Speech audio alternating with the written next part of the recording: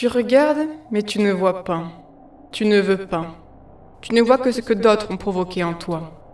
Alors, tu pars dans les légers reflets de ton existence, et non pas avec l'ombre de tes pas, l'ombre de tes choix. Je dors sans rêve et la fatigue ne me quitte pas au réveil. Quelques mots me restent en tête, mais c'est surtout cette impression lourde et tranchante qui me poursuit. Je me lève, et ce poids en moi est injuste. J'ai tout perdu dans ma vie. Mon travail auprès des musiciens, ma moitié et même une bonne partie du cercle d'amis qu'on avait. Je marche maintenant sur ce carrelage froid, sans être attendu à l'autre bout de l'appartement. Le café auparavant préparé pour deux, je ne le sens plus chaud dans mes narines quand j'arrive dans la cuisine. Les volets sont fermés, les ombres près de moi. Ces espaces que nous partagions, je les traverse maintenant seul, parce qu'un autre est arrivé et a tout emporté avec lui. Tu sais pourtant que tout cela n'est pas arrivé par hasard. J'aimerais le tuer, lui, le poursuivre et le mettre à terre.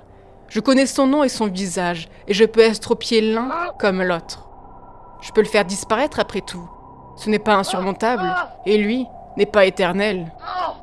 Et elle qui croit pouvoir m'échapper, elle sait pourtant qu'elle est à moi. Elle va me le payer. Je regarde le trottoir comme si j'allais les apercevoir. Le déchaînement me guette. Je le sens prendre de l'ampleur. Mon cœur bat vite, prêt à tout, lorsque je me tiens ainsi face à la fenêtre.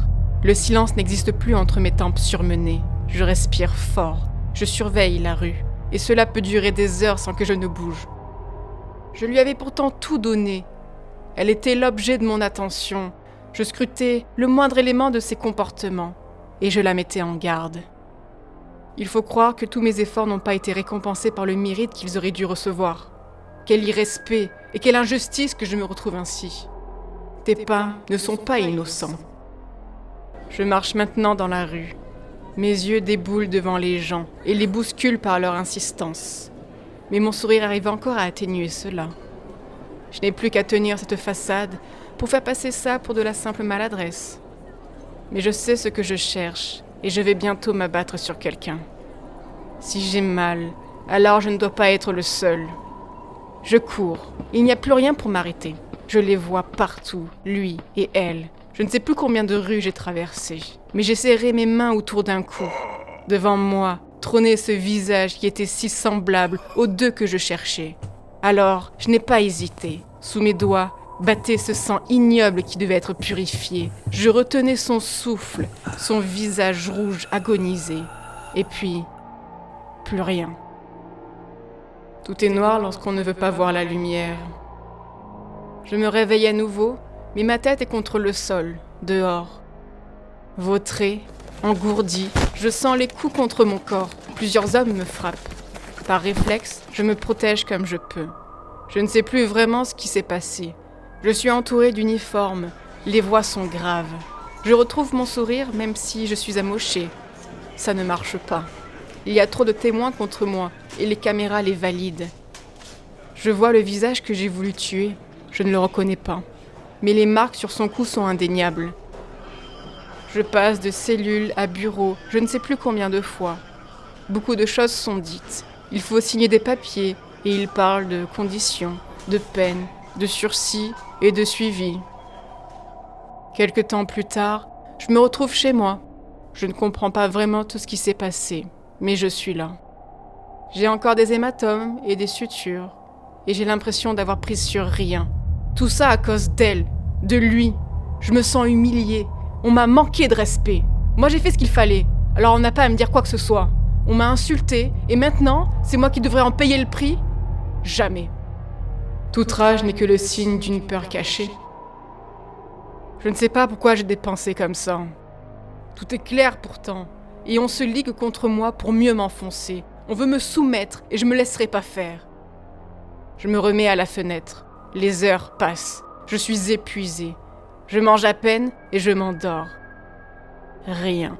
Plus rien. Et cette absence, ce trou, ce vide me tiraille. Je panique. Il n'y a plus rien devant moi. Je rouvre les yeux. Je me lève. Le silence. Je ne veux pas de ça. C'est injuste. Je regarde mon appartement et me dirige encore vers la fenêtre. Je n'ai plus que ça. Ça bout en moi, ça me tue. On m'a utilisé, puis on m'a relégué, on m'a ostracisé. Comment je vais faire, moi, maintenant ? Regarde ce que tu as fait et avance. J'en peux plus.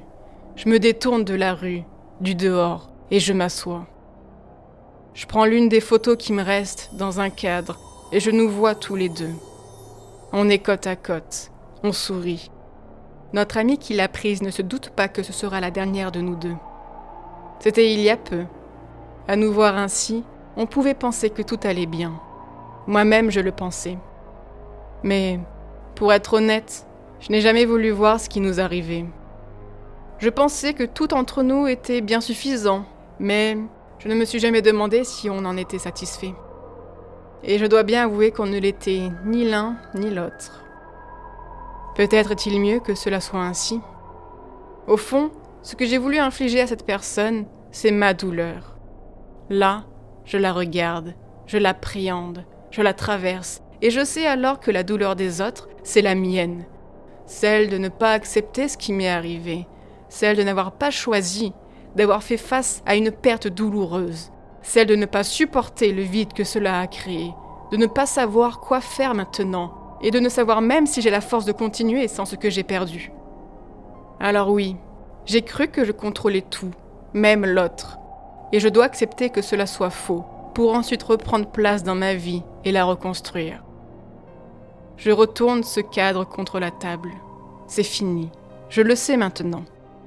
Je me lève, j'ai mal encore, et il faudra beaucoup de temps pour que tout cela s'apaise.